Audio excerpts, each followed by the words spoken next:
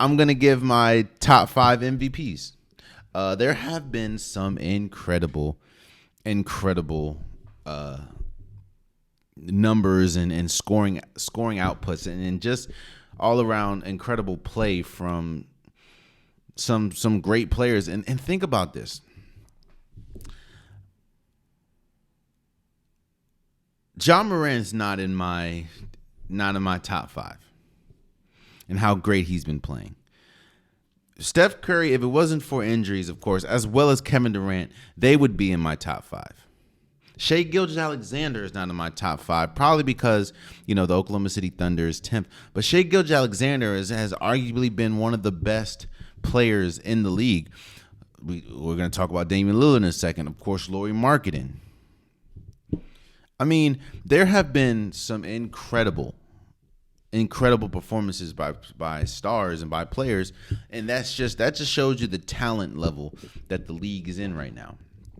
But these are my top 5 MVPs. Number 5, I have Luka Doncic. Okay, so one thing that the Dallas Mavericks is showing you, and one thing that we're seeing out of Luka Doncic and the Dallas Mavericks is you can have one person that is an incredible, efficient scorer, but that doesn't ultimately produce success. Now, with them having Kyrie Irving now, that we might see a little bit of change, and we might see them raising the standings. I mean, right now they're 31-29. And of course, we know how good Kyrie Irving is offensively. But Luka Doncic is putting up historic numbers. But that's also coming off the backs of he has pretty much been the only scorer on that team. The consistent scorer on that team.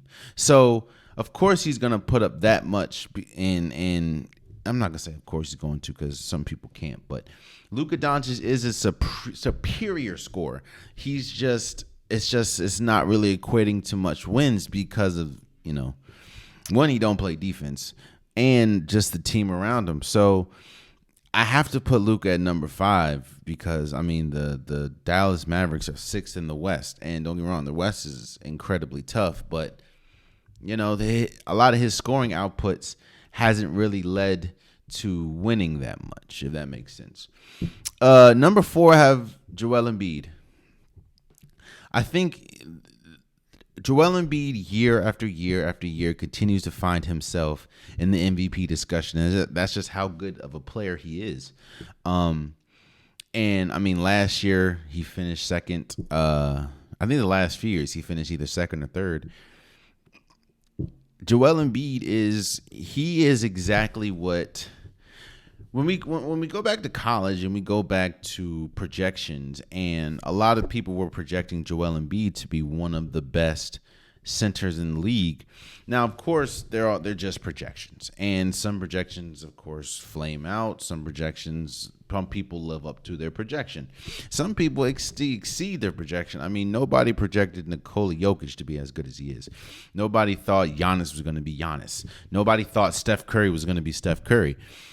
Joel Embiid, one of his projections, if he could have stayed healthy, he could arguably be the best center in the league. And that's what we're seeing. I'm not saying he is the best center. You can still have an argument between him and Nikola Jokic, but Joel Embiid has been incredible. He is one of the most skilled big men. When we talk about skilled big men, to me, it's a three big man list all time. And that is, of course, I'm not going to put them in any order, but that's Joel Embiid, Hakeem Olajuwon, and Nikola Jokic. Joel Embiid has just been that incredible. So I have Joel Embiid as number 4. Number 3, I have Jason Tatum. You have to you have to reward a team not only being number 1 in the NBA, but why they are number 1 in the NBA. And while, yes, the Celtics have been great. Shouts out to the Celtics. They've been good. They would not be as good as they are if it wasn't for Jason Tatum. Jason Tatum's scoring and it's not really just his scoring. So let me not even just highlight that first. One question that I had about Jason Tatum, especially as with his rise, is how is he going to fare on the defensive side? I mean, I don't know if you guys remember this or not, but Jason Tatum did not play defense a good amount of time he was in the league, or like his early years. Like he did not care about defense. And I was like, while yes, that's good, I think that is going to hold not only him back, but the Boston Celtics back. Well, needless to say, he and Jaylen Brown have taken the defense. I think that's probably Ime Udoka's formula. Taken an exception and really focused on the defensive side of the ball, and now he's one of the best on-ball defenders in the league, especially with the traits that he has. You know how tall he is, his wingspan. And on top of that, he is one of the best scorers in the league. He's one of the best shooters, one of the best at getting to the rim. Jason Tatum has been incredible.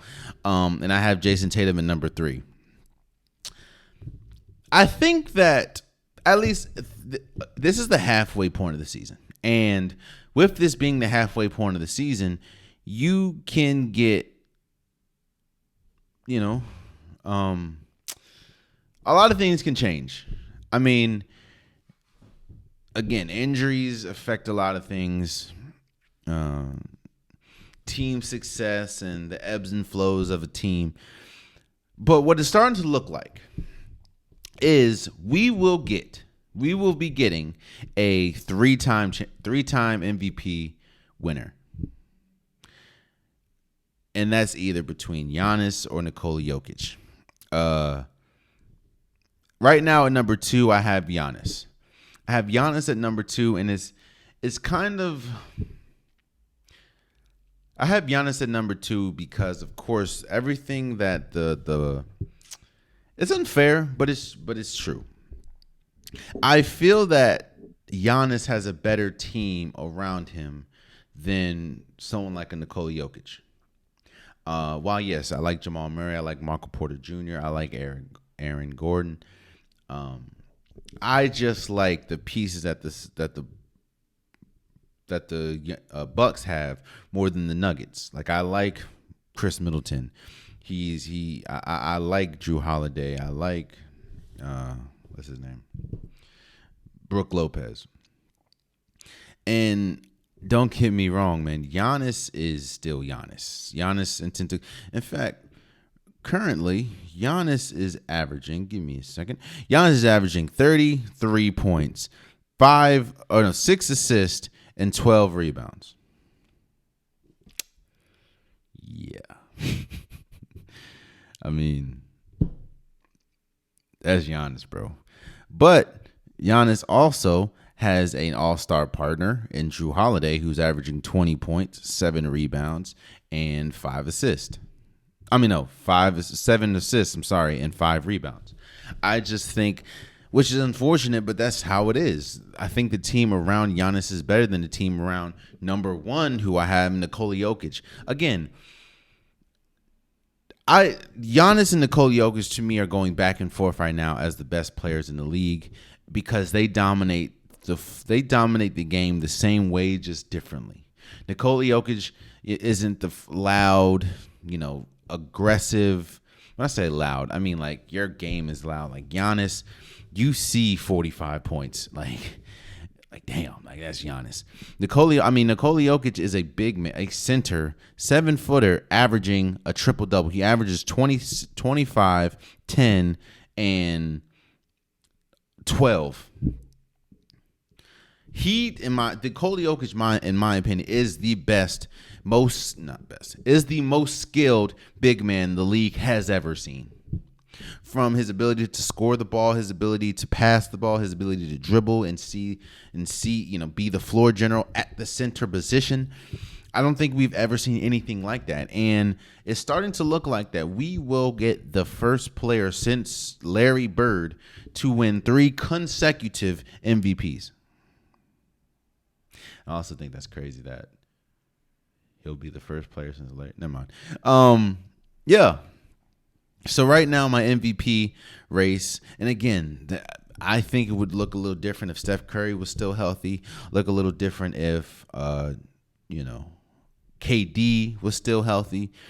if Ja maybe didn't get hurt or didn't miss the games that he missed, I think it'd look a little different. But right now, to me, we have a clear cut 1 and 2.